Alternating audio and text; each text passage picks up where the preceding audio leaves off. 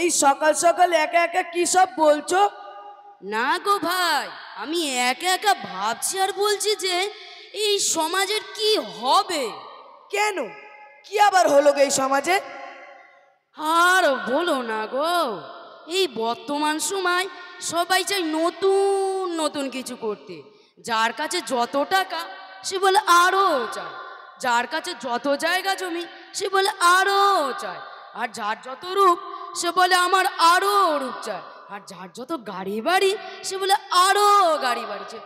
সব কিছুতে যেন মানুষ পাল্লা পাল্লি দিচ্ছে, কিছুতেই থামছে না। তাই এই নিয়ে আমার যত সব চিন্তার ভাবনা। ও, এই ব্যাপার তাহলে, এ তো খুব ভালো। তা তোমার কি হলো? এটা নিয়ে এত জ্বলছে কেন তোমার? না না, আমার জলে না, আমি বলতে চাইছি যে মানুষগুলো আজকাল ইসলামিক রীতিনীতি ছেড়েই দিচ্ছে। তা বলি কি রীতিনীতি ছেড়ে দিচ্ছে, একটু বলো দেখি। কত কথা আরও বলবো, তবে একটুখানি শোনো। মানুষগুলো কিছুতেই আল্লাহকে ভয় পাচ্ছে না, হালাল হারাম দেখে না, জেনা ব্যভিচারী চুরি ডাকাতি ছিনতাই সব কিছু করেই যাচ্ছে, কিছুতেই যেন আল্লাহকে ভয় পাচ্ছে না। ও, এই কথা তাহলে। না গো ভাই, আরো কিছু কথা আছে। তা কি কথা বলো দেখি। যুব সমাজের কথা গো, যুব সমাজের। বলি ও হুজুর, যুব সমাজের কি কথা গো? এই ধরুন, যুবকরা বেপরোয়ার মতন ঘুরে বেড়ায় হই হই করে, বন্ধু বান্ধবের সাথে ইয়ার্কি আড্ডা। আবার কত যুবক মদ গাঁজা খেয়ে পুরো ঘোর হয়ে থাকে। এদের তো কোনো শরিয়াতের জ্ঞানই নাই, নামাজ রোজাও না, যদিও বা নামাজ রোজা পড়ে সই শুদ্ধবে করতেই পারে না। আজকাল এমন একটু হয় গো হুজুর, কারণ মডার্ন জামানা, মডেলিং যুগ। তুমি তো শুধু ছেলেদের দেখছো, মেয়েদের গুলো দেখোনি তো, তারা কত মডেল হয়ে ঘোরে। দেখেছি গো, দেখেছি গো, আজকালকার মেয়েদের কোনো পর্দাই নাই গো।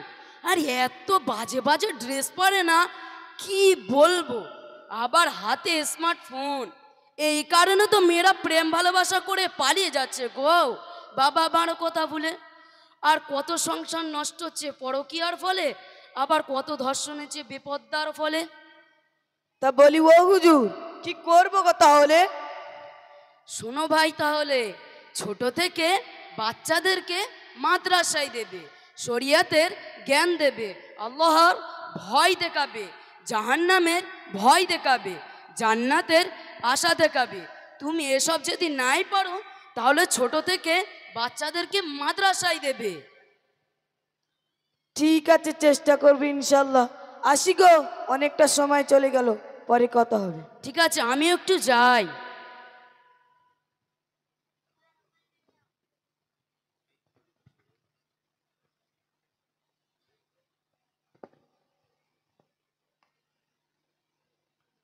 বন্ধু, ও বন্ধু, বলি কি হলো গো তোমার?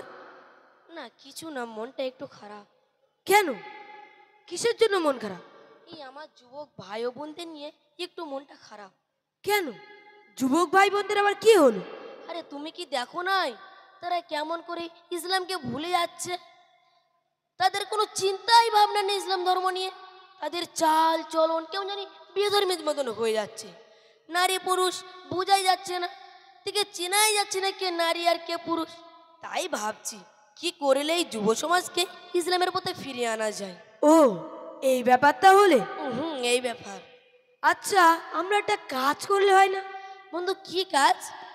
আমরা একটা ইসলামিক লেকচার আয়োজন করব, আর সেখানে ইসলামিক স্কলার আনবো, আর তানার কাছে এই যুব সমাজের কথা তুলে ধরবো। তিনি কুরআন ও হাদিস দিয়ে এই যুব সমাজকে ইসলামের পথে ফিরে আসার আহ্বান জানাবে। হ্যাঁ, এটা ভালোই হবে তাহলে। তাহলে চলো, মাওলানা দাওয়াত করে আসি। চলো।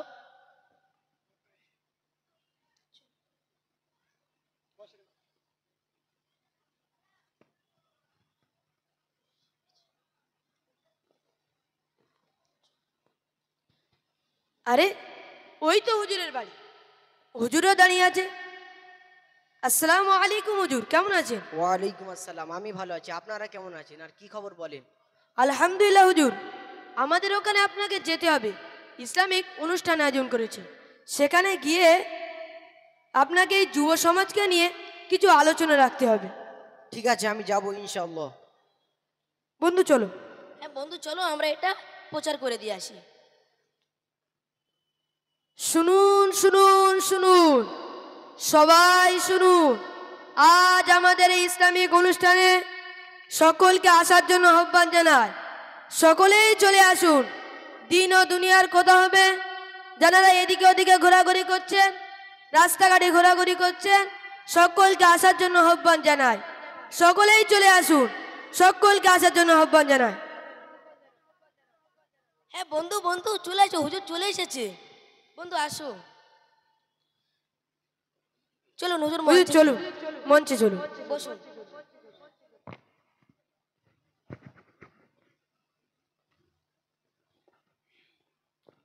আসসালামু আলাইকুম ওয়া রাহমাতুল্লাহি ওয়া বারাকাতুহু। আউযু বিল্লাহি মিনাশ শাইতানির রাজীম। বিসমিল্লাহির রহমানির রহিম। নাহমাদুহু ওয়া নুসাল্লি আলা রাসূলিহিল কারীম।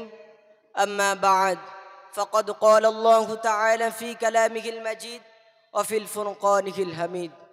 সর্বোপরি শুকরিয়া জ্ঞাপন করি সেই মহান রবের প্রতি, সকলে বলি আলহামদুলিল্লাহ। তার সাথে সাথে লক্ষ কোটি দরুদ ও সালাম প্রয়োগ করি সেই মহামানবের প্রতি, যিনি সাইয়্যিদুল আম্বিয়া খাতামুল মুরসালিন, সকলে বলি সাল্লাল্লাহু আলাইহি ওয়াসাল্লাম। উপস্থিত আজকে এই জলসার সম্মানীয় সভাপতি সাহেব ও সকল কমিটি বিন্দু এবং আমার সামনে বসে থাকা সকল শ্রোতা ও বিন্দুকে জানাই আন্তরিক অভিনন্দন, শুভেচ্ছা ও বুক ভরা ভালোবাসা। আজকে আমি আপনাদের দৃষ্টি আকর্ষণ করছি, আপনারা সুস্থ সবলভাবে আমার কথাগুলো শুনবেন এবং বোঝার চেষ্টা করবেন। মহান রব্বুল আলামিন আল্লাহ কোরআনের মধ্যে বললেন, ফাযকুরুনি আযকুরুকুম ওয়াশকুরুলি ওয়ালা তাকফুরুন। ফাযকুরুনি, তোমরা আমাকে স্মরণ করো, আযকুরুকুম, আমি আল্লাহ তোমাকে স্মরণ করব, ওয়াশকুরুলি, এবং আমার শুকরিয়া আদায় করো, ওয়ালা তাকফুরুন, নাশুকর করো না। আর আজকাল আমরা এই মডার্ন যুগ, মডার্ন জামানায় কি করছি একবার ভেবে দেখেন। সত্যি বলতে কি, এখন এই মডার্ন যুগ, মডার্ন জামানা নিয়ে আমার খুব ভয় হয়। যেদিকে যাই ফিতনা আর ফিতনা, যেদিকে তাকাই পর্দাহীন নারী আর নারী। এখন সব কিছুতেই যেন হারাম আর হারাম, এবং এখন মানুষ খুব ব্যস্ত হয়ে পড়েছে। এই পৃথিবীর মায়াজাল, লোভ লালসার মরিচিকায় পড়ে আছে। অর্থ সম্পদ, গাড়ি বাড়ি, জায়গা জমি, সব কিছুতেই যেন মানুষ এখন প্রতিযোগিতা শুরু করে দিয়েছে, কিছুতেই যেন থামছে না। এদিকে আবার মডার্ন যুগ, মডার্ন জামানা নামে নিজেকে কলঙ্কিত করেছে। পুরুষরা মহিলাদের পোশাক পরিধান করছে, আর মহিলারা পুরুষদের পোশাক পরিধান করছে। কিছুতেই যেন চেনা যাচ্ছে না কোনটা পুরুষ আর কোনটা মহিলা। সাবধান হয়ে যান হে আমার প্রিয় ভাই ও বোনেরা। রাসূল সাল্লাল্লাহু আলাইহি ওয়াসাল্লাম বলেছেন, লাআনান নাবিয়্যু সাল্লাল্লাহু আলাইহি ওয়াসাল্লাম ওয়াল মুখান্নাসিনা মিনার রিজালি ওয়াল মুতারাজ্জিলাতি মিনান নিসা। নারীবেশী পুরুষকে অভিশাপ দিয়েছেন। এখন প্রায় দেখা যায় পুরুষরা গলায় হার, হাতে ব্রেসলেট, কানে দুল পরছে, আর মহিলারা শার্ট প্যান্ট, পুরুষদের স্ট্যাটাস সব কিছু নিয়ে নিচ্ছে। এগুলো থেকে সাবধান হয়ে যান হে আমার প্রিয় ভাই ও বোনেরা। আবার রাসূল সাল্লাল্লাহু আলাইহি ওয়াসাল্লাম বললেন, দুই প্রকার জাহান্নামী ব্যক্তি আসবে, যাদেরকে আমি রাসূল আমার যুগে দেখতে পাচ্ছি না। এক প্রকার হচ্ছে ওই সব নারী যারা পোশাক পরে উলঙ্গ অবস্থায় থাকে। এমন সময়তে সাহাবী হুজুরা জিজ্ঞাসা করলেন, ইয়া রাসূলুল্লাহ, ইয়া হাবিবাল্লাহ হুজুর, তারা পোশাক পরে কিভাবে উলঙ্গ অবস্থায় থাকে? এমন সময় রাসূল সাল্লাল্লাহু আলাইহি ওয়াসাল্লাম বললেন, তারা এমন টাইট ফিট ড্রেস পরবে, তারা এমন ফিটিং ড্রেস পরবে, তাদের শরীরের অঙ্গ প্রত্যঙ্গগুলো অনুভব করা যাবে। রাসূল আরো বললেন, এমনকি তারা সাজসজ্জ করে পুরুষকে আকৃষ্ট করবে এবং নিজেও পুরুষের দিকে আকৃষ্ট থাকবে। রাসূল বললেন, তারা কখনোই জান্নাতে যেতে পারবে না। রাসূল আরো বললেন, এমনকি তারা জান্নাতের সুঘ্রাণও পাবে না। হায় রে আফসোস, অথচ জান্নাতের সুঘ্রাণ 500 বছর রাস্তার দূরত্ব থেকে অনুভব করা যায়।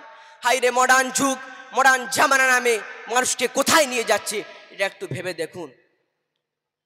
মহান রব্বুল আলামিন আল্লাহ পাক কোরআনের মধ্যে বললেন, ওয়াত্তাকুল্লাহ ওয়া'লামু আন্নাল্লাহা বিমা তা'মালুনা বাসীর।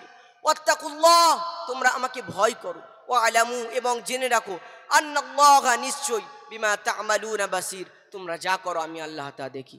হে আমার প্রিয় ভাই ও বোনেরা, আপনারা কতই না খারাপ কাজ করেছেন, কতই না পাপ করেছেন, রাতের অন্ধকারে কতই না জিনা ব্যভিচারী করেছেন, কতই না হারাম খেয়েছেন। হয়তো এগুলো কেউ দেখেনি বা কেউ জানে না, কিন্তু আমার মহান রব সব কিছু দেখেছে।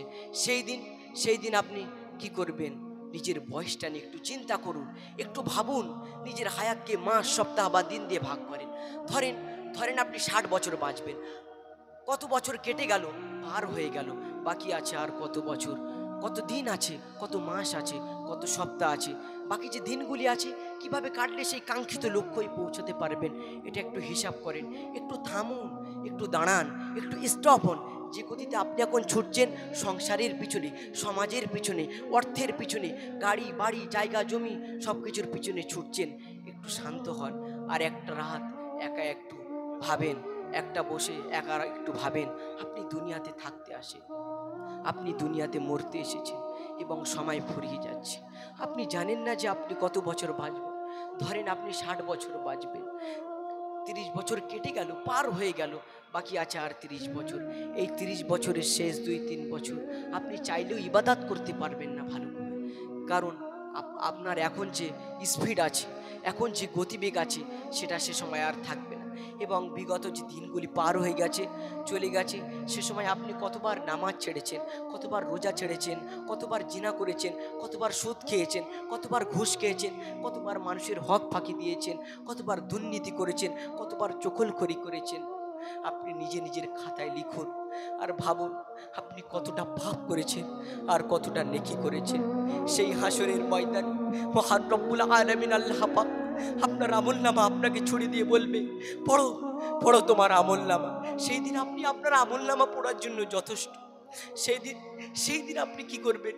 যেদিন আপনার ভাই আপনার হবে না, আপনার বোন আপনার হবে না, আপনার আত্মীয় স্বজন আপনার হবে না, আপনার পাড়া প্রতিবেশী আপনার হবে না, আপনার আম্মাজান আপনার হবে না, আপনার আব্বাজানও আপনার হবে না। সেই দিন আপনি কি করবেন? সে একটু ভাবুন। সেই দিনেতে সূর্যটা মাথার উপরে আসবে আর মাথার ঘিরুটা টকবক টকবক করে ফুটতে থাকবে।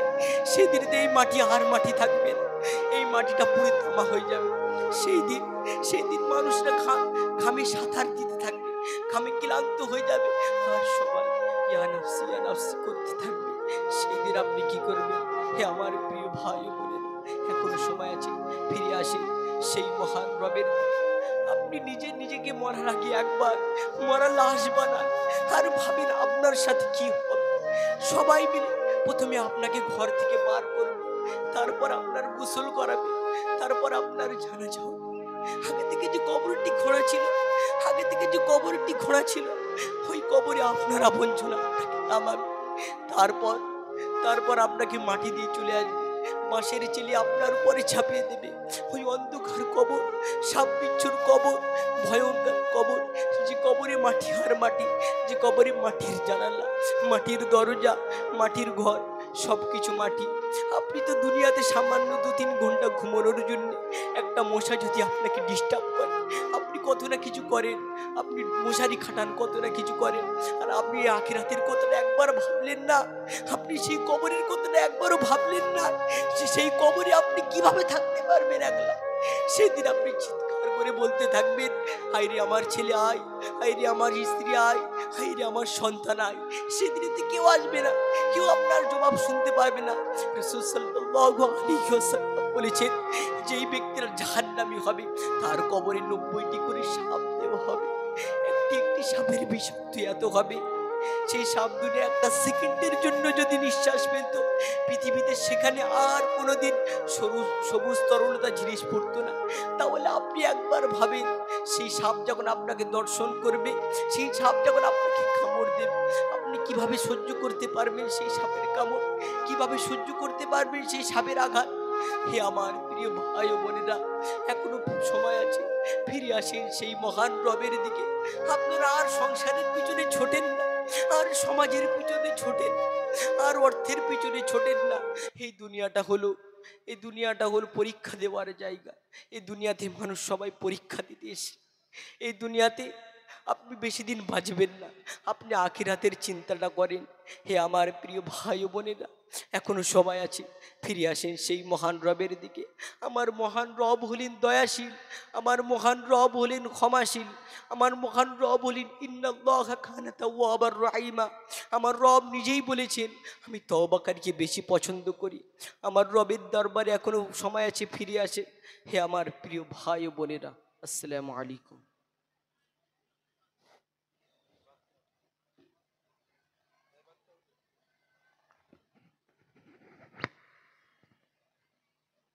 হ্যালো।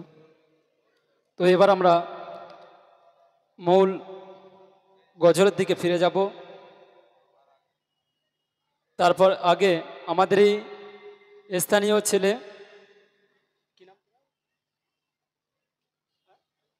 আরিফুল বিশ্বাস, আমাদের জীবনতলা জাকারিয়া মসজিদের পেশ ইমামের ছেলে, একটা কেরাত পরিবেশন করবে।